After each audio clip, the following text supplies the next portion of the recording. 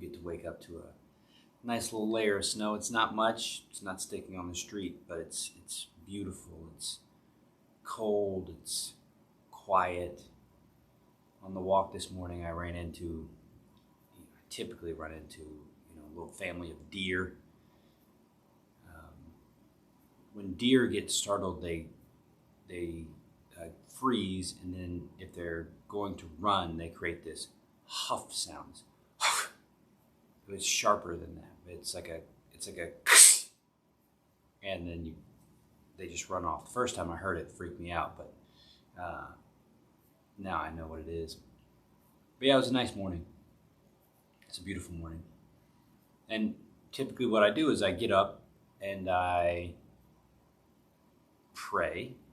I get up, I take care of a couple things, and then I get outside with the dog. And when I go outside, the first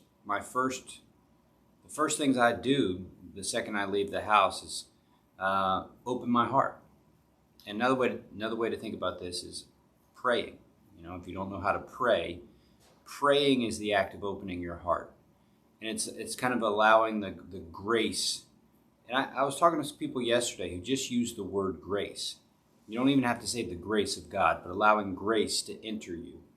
And this builds off of what I was saying yesterday, which is that it's not yours. It's not something that you create. It's something that's always there. It's within you, but you open to it. And what the armor does is the armor kind of protects the self.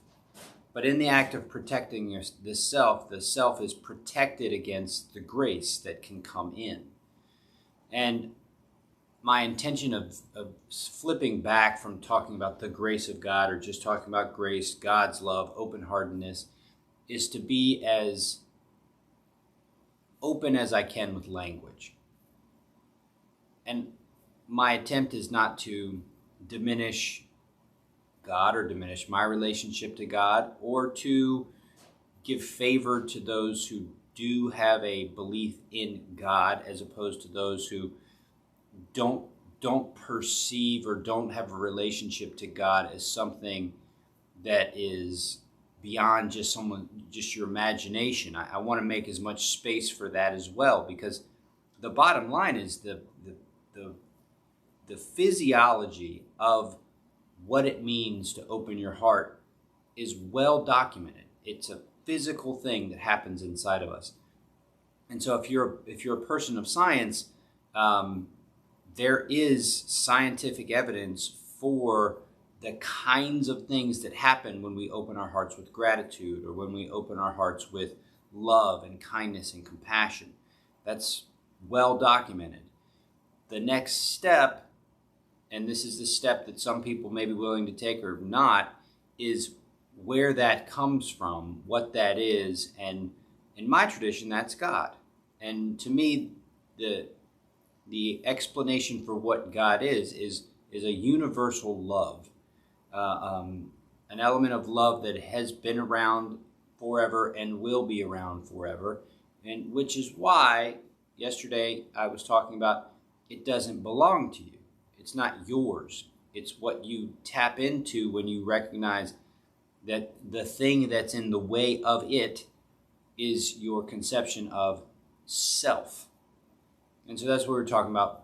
That's why we've been talking about Father Capon, and that's where it relates to the fourth rule of marksmanship, which is know your target and what's behind it, meaning you've got to see beyond what your focus is. It's got to be bigger than that. And so that's bigger than you is the Spirit. Bigger than all of us is the Spirit of God.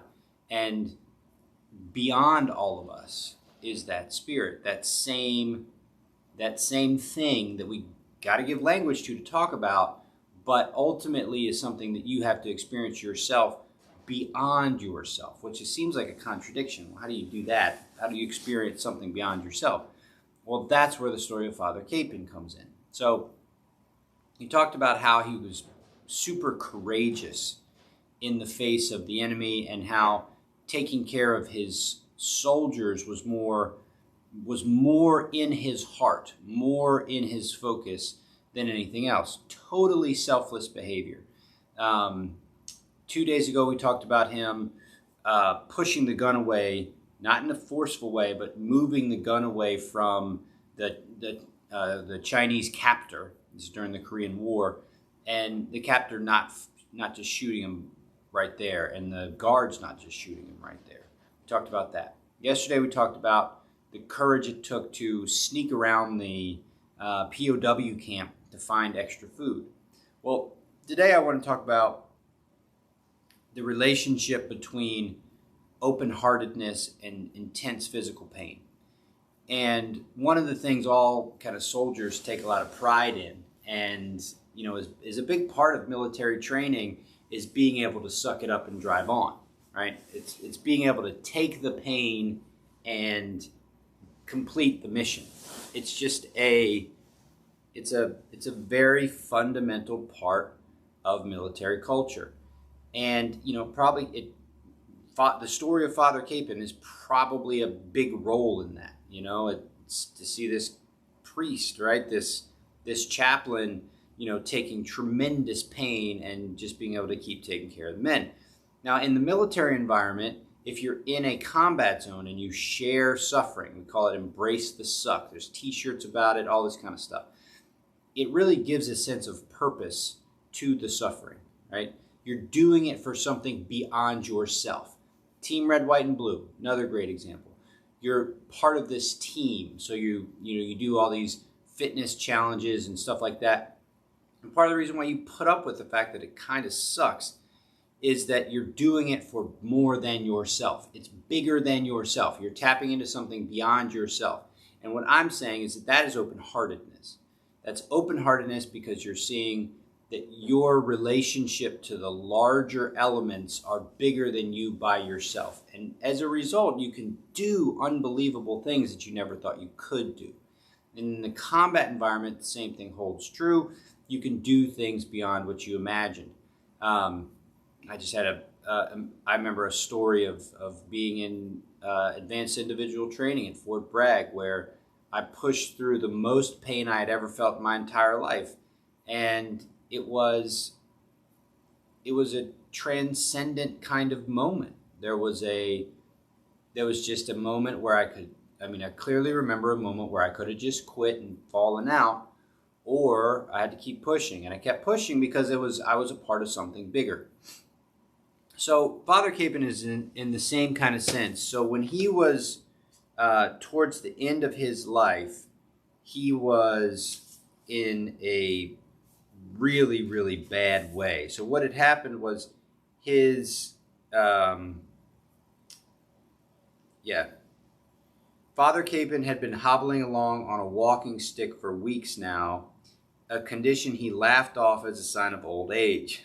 So he's been in this prison camp now for weeks. They got captured in November, early in November, and they've been in North Korea in a prison camp, malnourished for weeks. His bones ached and his color was pallid, and after months of taking care of everyone else, he had neglected his own needs. He was having trouble speaking, and when Dr. Essenston finally examined him, he peeked under the pants legs and saw that his leg was black and blue. He got a blood clot in his right leg. And he'd still been doing all the stuff that I've been telling you about. He's still been sneaking out and stealing food, taking care of everyone. Completely selfless behavior, just across the board. And that doctor was just another POW. He was just a medic that also got captured. All right, how long do I have to live? Father Capon asks. 2 weeks. The doctor was angry as well as frightened. Father Capon had a blood clot in his vein of his lower leg. It could be fatal in the healthiest of men, and it might as well have been a death sentence for someone as sick and malnourished as Father Capon. Dr. Eston and Dr. Anderson had decided it might be best to amputate. Father Capon's condition was too severe, however, for them to amputate with a dull knife. dull butcher knife. So they asked the Chinese doctor, Comrade Sun, to perform surgery. He refused the request. Dr. Sun said, "Let God save him. He is a man of God." And so what they did, and we'll talk about this tomorrow, is when this prison of war camp and you were about to die, they just sent your ass to the death house. So there wasn't. This isn't meant to like talk down about the Chinese during the war. It's just meant to portray what that situation was like and how war is. I mean, in Belle Island, down the hill from where I live, across the river from where I live in Richmond, was a POW camp where Americans, Union forces were held by Confederate forces. And the exact same thing. They did the exact same stuff. So there's nothing particularly special about this. The point I'm trying to make is that Father Capon was under unbelievable physical pain. Unbelievable. It's hard. You can't even imagine it to that extreme. But you can connect to it in your own suffering, because we all suffer. We all have our own physical pain and physical ailment. And so the question is, well, what do you do about it? And the story is, well, you could say, oh, just, you could say something flippant, like, well, like the doctor said, like, he's a man of God, it'll be fine. But the issue isn't like praying to God to fix the pain or not to be in pain. It's not a matter of denying the pain, because it's when you recognize that how you pay attention to the pain is either paying attention to the pain as the individual self, right? The self, the separate self. Then the pain has a story. It has a where it came from. It has a how much it's going to go, how long it's going to last. It has this long story that situates the pain and isolates it inside of you as your burden. When you interact with the pain in an open-hearted way, which is what this story is all about, then the pain becomes seen in relation to the larger whole. And when the pain becomes seen in relation to the larger whole, the spirit, the family, the whatever, it has a place. And the place is smaller. It's smaller than the open-heartedness or love of the larger. It's smaller.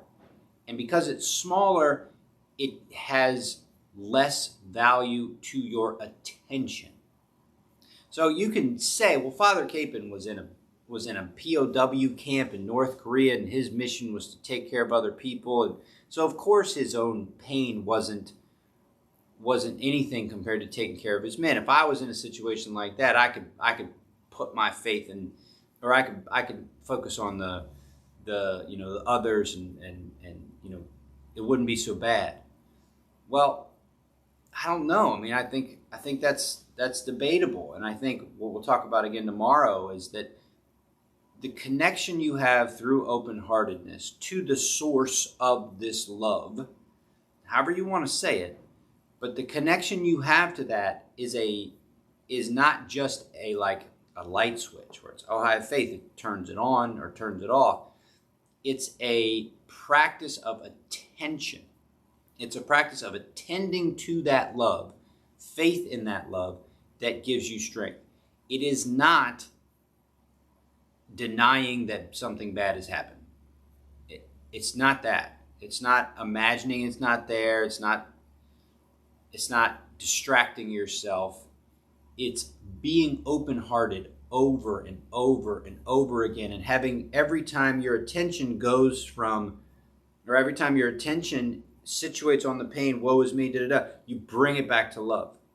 It's like what we do in Third Bell, or it's like what we do in all the bells, where it's you're focusing on these particular phases. And if your thoughts come up, or if something comes up, you recognize it and then you put it back. You recognize it and you put it back. When we get to Third Bell, it's always bring it back to the breath. Bring it back to the breath. So it's a matter of attention. It's a matter of attention. It's not a matter of like magic. It's not a matter of wishful thinking. It's you're choosing to stay in this particular place. It's like when you're running a race and you feel like you're tired, but you're doing it for a team. You're doing it to raise money. Physical pain shows up, but instead of focusing on that, you keep focusing on the goal, focusing on the goal. So you shift your attention. The hard part is shifting your attention when it's really, really rough. And the hard part about shifting your attention is when it really, really conflicts with self. So how do you keep doing that? Well, it's where the practice comes in. You keep practicing. And for Father Capon, that was his faith.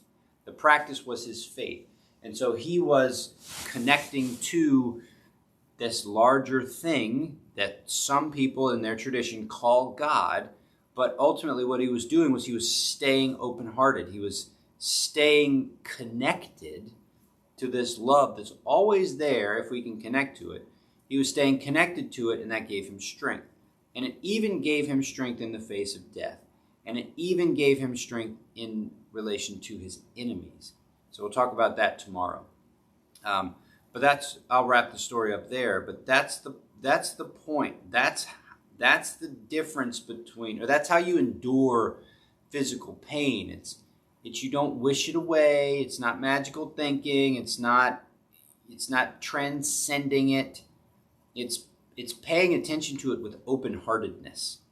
It's paying attention to it as this is there, but it's not all that is there. And it becomes placed inside of an open-hearted space. And that's how you endure the pain. And I hope I haven't discredited or not honored anyone's pain by this description, because physical pain is the most awful thing ever. And so if I come across as saying anything that doesn't honor your pain, or that you're not feeling the pain or anything like that, it's not my intention. So I just want to finish by saying that. So anyway, let's train, and we'll finish up for the day.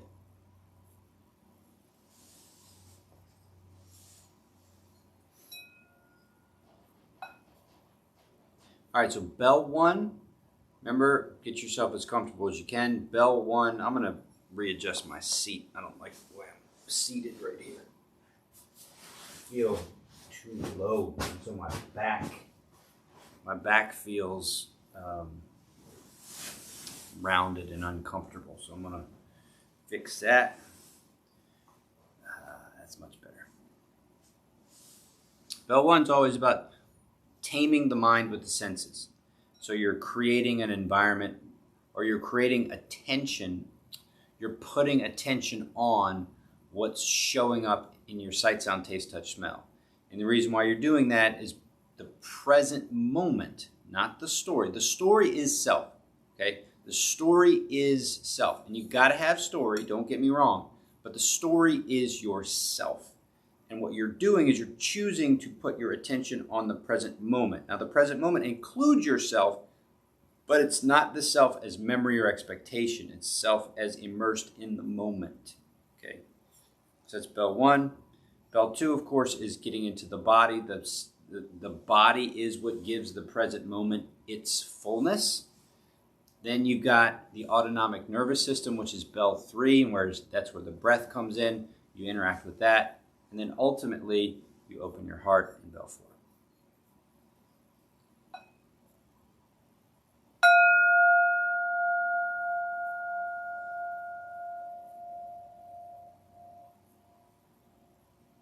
So what's showing up for you in your senses? I'm noticing this interesting play of shadow against the tripod.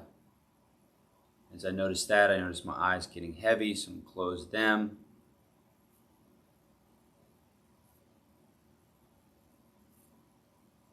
There's the space heater. The rest of the room's quiet.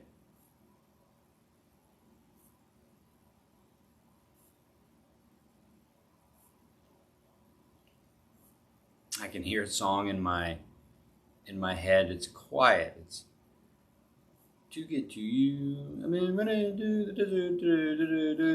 get to you. So I hear that kind of in the back. Often I'll hear songs in my head. It'll be in the bottom right quadrant of my mind. That's where I can feel it. It's like a low frequency. Temperature, big time temperature. It's cold. I can feel the cold of the bell. I can feel the warmth of the blanket on my knees. There's some wind against the garage door.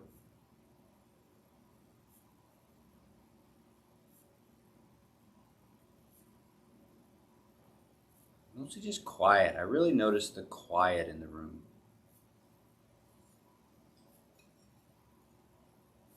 Let's go bell 2.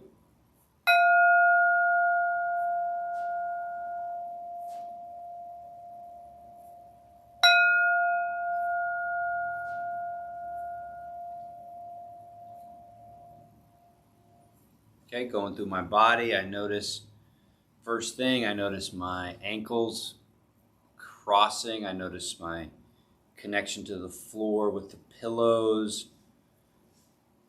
I notice my rear on my meditation cushion. Feels nice and grounded, whereas before it felt kind of rounded. So I feel very solid. There I come to the pelvis. Region of the pelvis is quiet and empty. The other day it was full. I had to take a shit. But today there's just nothing there. It's kind of nice. Move up to the core. I've been doing more exercise with my Apple Fitness Plus. Been doing more core work, which I've really enjoyed. So I'm just kind of compressing my core really, really tight and letting it go, finding a middle.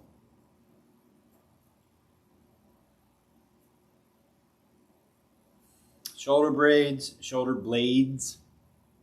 just moving them around. That felt nice. There's a little pull there. Throat space. Tap into the sensation of breath moving up and down the throat.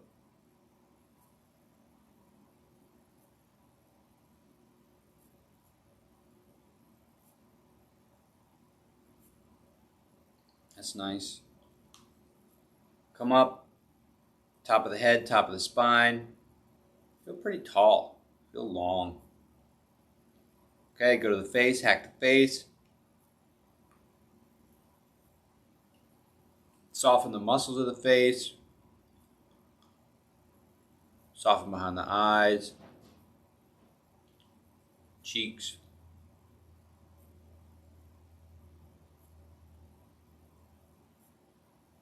And throw a little smile on there.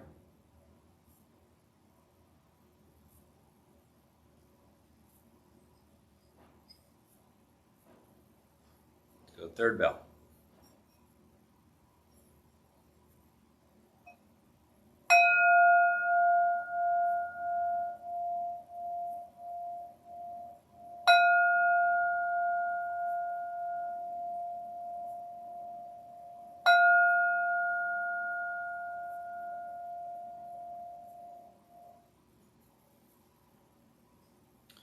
Okay, let's go same style, 4, 7, 8. I'm gonna do it 6 rounds. Just practicing slowing the breath way down.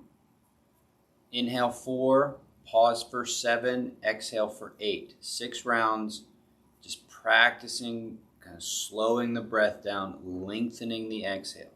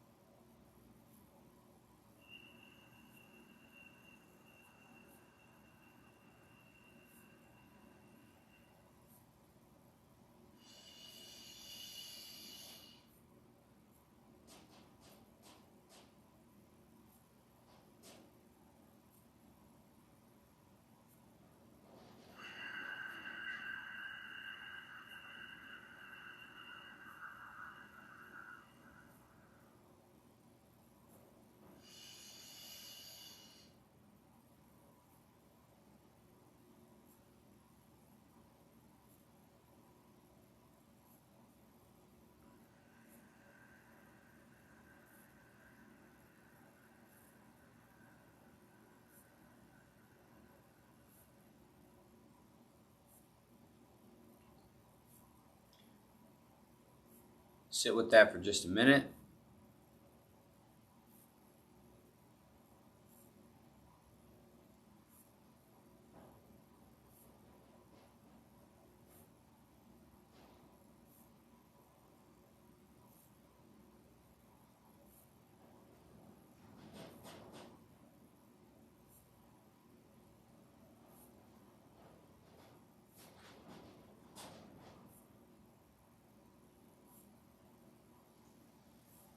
All right, let's go to fourth bell.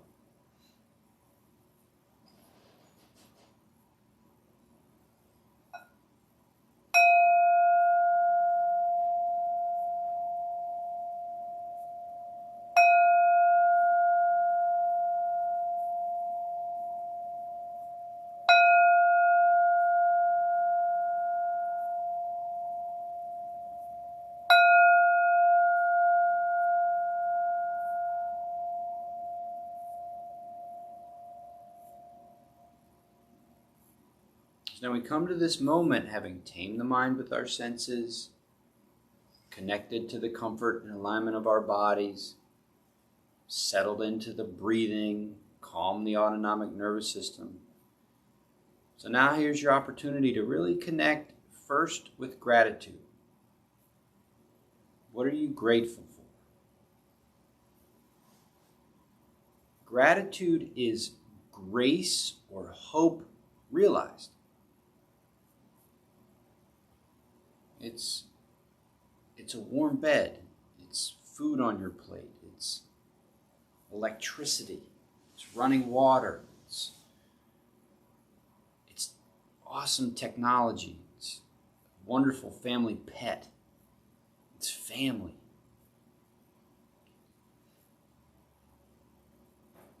It's grace realized. It's hope experienced. It's hope come true. It's prayers answered. It's gratitude.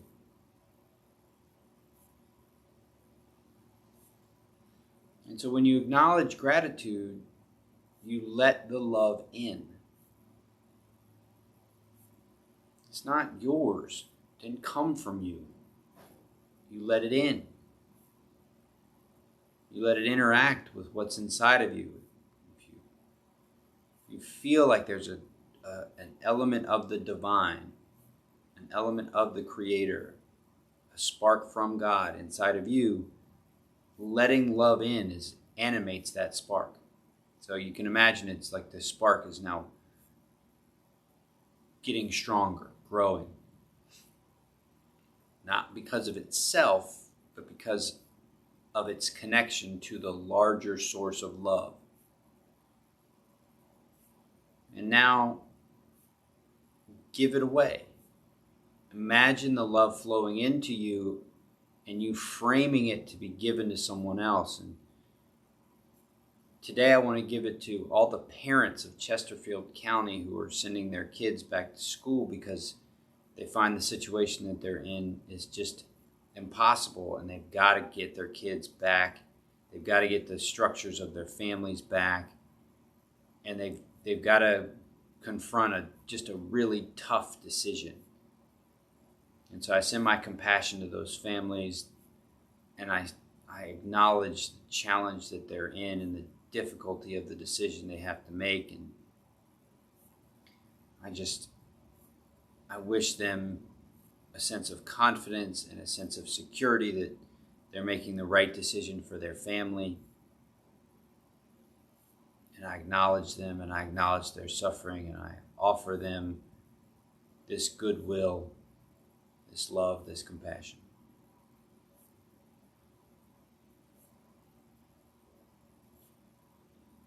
Be intentional about your end. 2 breaths, second exhale finishes the practice.